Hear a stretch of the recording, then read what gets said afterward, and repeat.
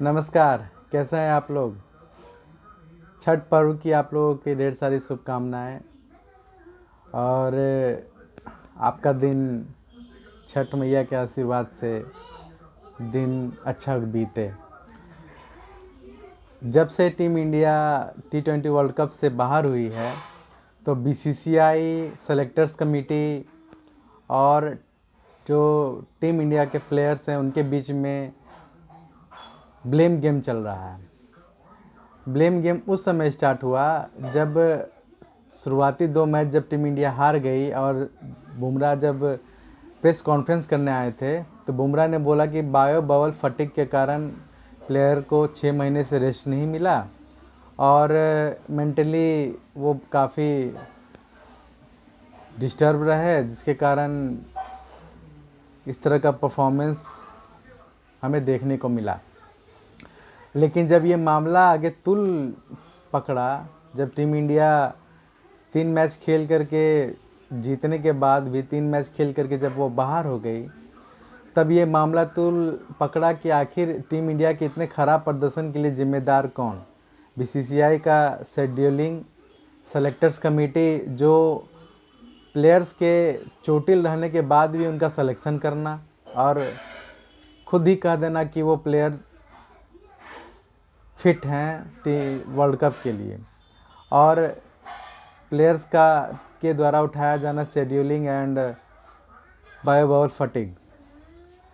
जब ये bio bubble fatigue का मामला स्टार्ट हुआ तो फिर सेलेक्टर्स पे पहला उंगली उठा कि आखिर हार्दिक पांड्या, वरुण चक्रवर्ती वरुण चक्रवर्ती भी जब गेम हो रहा था तो वो भी चोटिल हो गए थे और वो भी एक मैच के लिए बाहर बैठे थे।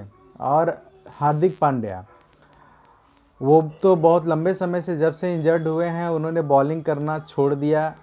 एज ए ऑलराउंडर के तौर पे जाने जाते हैं, जहां वो बॉलिंग और बैटिंग दोनों करते हैं, लेकिन वर्कलोड के कारण उन्होंने अपने जब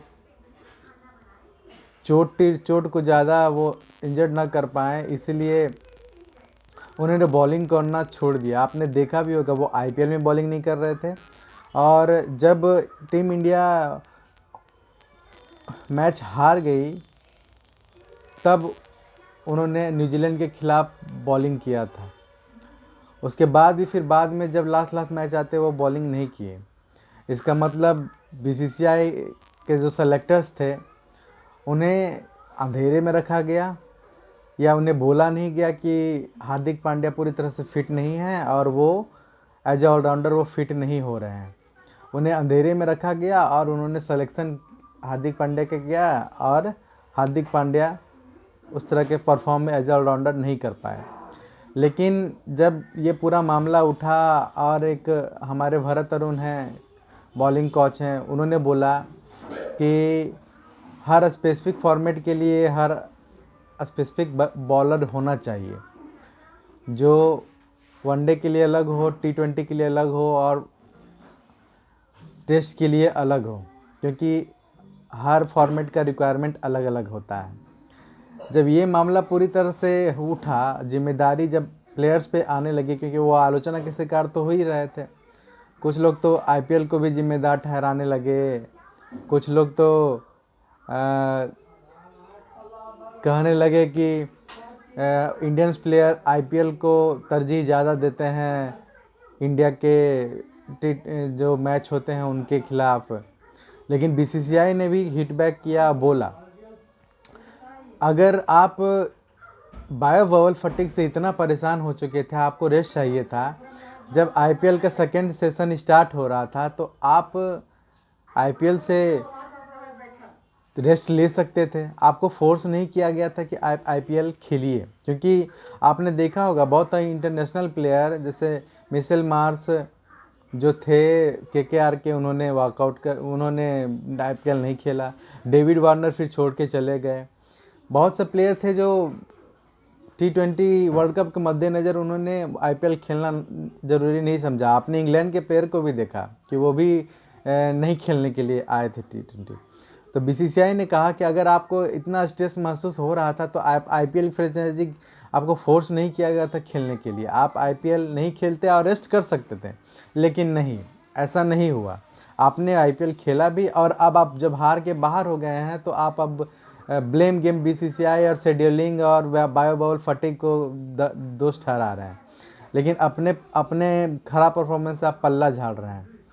बहुत से ऐसे प्लेयर ऑस्ट्रेलिया के भी हैं जो आईपीएल में खेले और यहाँ पे भी अच्छा प्रदर्शन कर रहे हैं, लेकिन इस तरह की जब ब्लेम गेम होती है तो पता चलता है कि प्लेयर अपने सर पे इस हार के जो ठिकरा फूटा है वो अपने सर पे नहीं लेना चाह रही है, बीसीसीआई भी नहीं लेना चाह रही है। लेकिन इतना बात ज़रूर है कि गलतियां दोनों साइड से हैं। एक तो इन भारतीय टीम के प्लेयर्स को, अगर आप इतना स्ट्रेस महसूस कर रहे थे तो आपको नहीं खेलना चाहिए था, आप रेस्ट ले सकते थे आईपीएल में, लेकिन आपने ऐसा नहीं किया क्योंकि आईपीएल में आपका मोटा अमाउंट जो करोड़ों रुपए थे वो आपका लॉस हो जाता। आप वो चाह नहीं रहे थे, इसलिए आपने कंटिन्यू गेम किया, बायो बबल से बायो बबल ट्रांसफ़र हुए, गेम खेले। और बीसीसीआई के सेलेक्टर्स कमेटी इतने अनजान की चोटिल प्लेयर को भी उन्होंने टीम में शामिल कर लिया। हार्दिक पांड्या हो गए, बाद में पता चला कि वरुण चक्रवर्ती भी 100% फिट नहीं थे, उन्हें भी शामिल कर लिया गया। और जब दोनों विफल रहे इस T20 वर्ल्ड कप में, तब उनसे रिपोर्ट मांगा गया है कि आखिर ऐसा क्या, मतलब हमें रिपोर्ट ऐसा सौंपा गया कि जो ये अभी अनफिट दिखाए जा रहे हैं और एक्शन लेने के मूड में भी हैं। चलिए देखते हैं, ये तो ब्लेम गेम चलेगा, अब इंडिया का सफ़र भी समाप्त हो ही चुका है, लेकिन दोनों अपनी गलतियों से ज़रूर कुछ सीखना चाहेंगी। और एक चीज़ मैं ज़रूर बोलना चाहूँगा, ये आईपीएल को ब्लेम करना ये हमें ठीक नहीं लगता, क्योंकि हर बोर्ड चाहती है कि रिवेन्यू सोर्स उसका बना रहे, क्योंकि अगर रिवेन्यू सोर्स नहीं बनेगा तो कोई भी क्रिकेटिंग मॉडल वो टिक नहीं पाएगा, क्योंकि वो फिर पैसा ही है जो किसी भी क्रिकेटिंग मॉडल को चलाती है। जब पैसा ही नहीं रहेगा तो क्रिकेटिंग मॉडल कुछ नहीं कर पाएगी। चलिए, हमारा एनालिसिस आपको कैसा लगा आप हमें ज़रूर बताएं कमेंट करके, और हमारे चैनल को लाइक सब्सक्राइब ज़रूर करें। धन्यवाद।